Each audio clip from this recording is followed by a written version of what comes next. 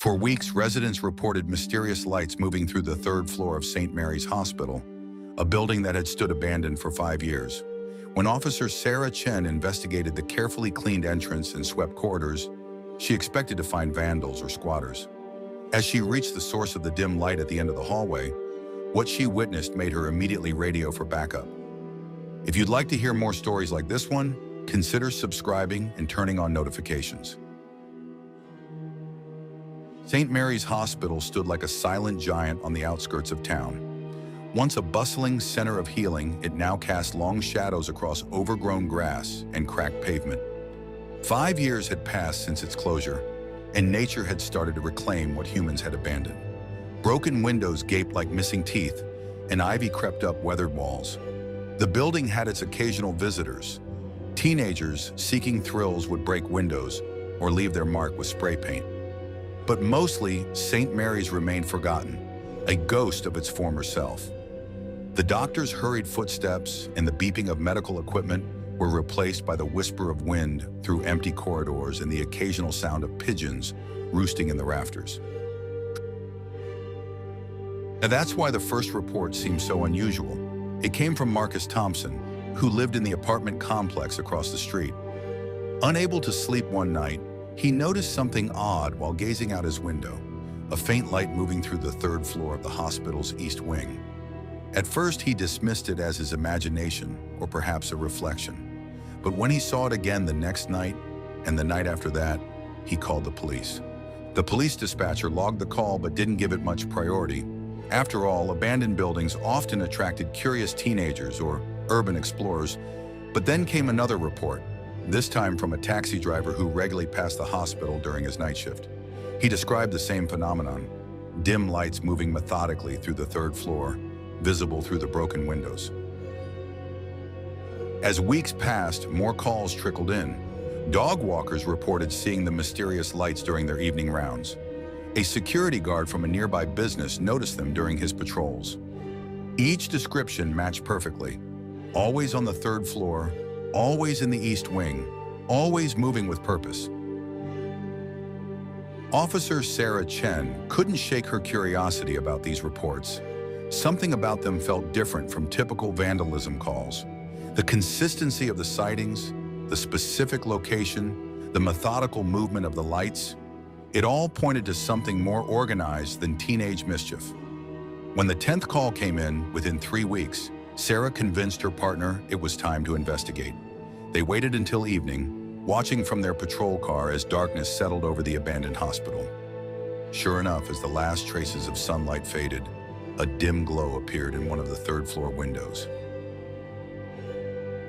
Sarah and her partner approached the building cautiously, flashlights sweeping across the graffiti-covered walls. They expected to find signs of forced entry, broken locks, damaged doors, or improvised access points. Instead, what they discovered made Sarah pause. The side entrance showed signs of recent care. Someone had cleaned the lock and oiled the hinges. This wasn't the work of vandals or squatters. Inside, their flashlight beams revealed an even stranger sight. While most corridors were littered with debris, fallen ceiling tiles, and years of accumulated dust, one path stood out. It had been meticulously swept clean, creating a clear route through the darkness.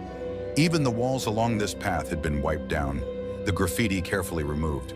Following this clean corridor, they made their way up to the third floor. The stairwell showed the same careful attention. No debris, no dust, handrails wiped clean. Sarah's police instincts told her they weren't dealing with typical trespassers. This level of organization suggested something far more deliberate. As they reached the third floor, Sarah noticed another peculiarity. The air didn't have the musty smell typical of abandoned buildings. Instead, there was a faint antiseptic scent, reminiscent of the hospital's active days. Their flashlight beams revealed more cleaned areas, and now they could see fresh scuff marks on the floor, as if equipment had been recently moved.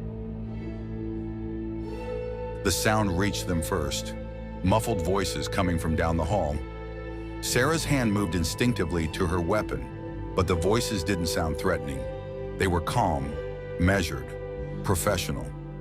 Then they heard something that made them freeze. Someone was giving detailed medical instructions. Sarah and her partner exchanged confused looks. Medical instructions? In an abandoned hospital? They moved closer, following the sound and the dim light now visible around a corner. The voices became clearer, and they could hear someone describing proper wound care procedures. What they discovered in that wing of the hospital would change everything. The rooms had been transformed. Clean sheets covered makeshift beds. Battery-powered medical equipment hummed softly. Organized supplies lined carefully cleaned shelves. But most surprisingly, they found an elderly man in a white coat, carefully bandaging a patient's arm while explaining aftercare instructions. The man looked up as their flashlights illuminated the room. There was no fear in his eyes, no attempt to flee. Instead, he simply nodded and said, "I wondered when someone would finally come." This was Dr. James Morrison, a name Sarah recognized from old newspaper articles about the hospital's closure.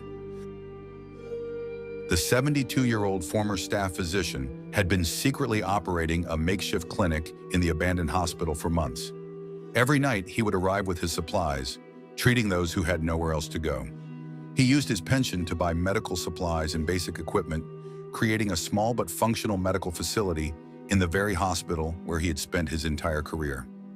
Dr. Morrison explained how he had watched his community suffer after St. Mary's closure. Many local residents, especially the homeless and uninsured, had lost their only accessible healthcare option. He couldn't bear to see people suffering when he had the skills to help. What started as treating a homeless man's infected cut grew into something larger as word spread through the community. Sarah found herself torn between her duty as a law enforcement officer and her understanding of the desperate need Dr. Morrison was addressing. The elderly doctor wasn't acting out of malice or self-interest. He was risking his medical license and freedom to help those who had been forgotten by the system. More patrol cars arrived in response to Sarah's call, their lights painting the abandoned hospital's walls in red and blue. But as the story emerged, it became clear this wasn't a typical crime scene. It was a cry for help from a community that had been left behind. The discovery sparked intense debate among local officials and residents. While Dr. Morrison's actions were technically illegal, they highlighted a critical gap in community healthcare. Instead of pressing charges, the police department worked with city officials and healthcare providers to find a solution. Within months, a legitimate free clinic opened in a nearby community center.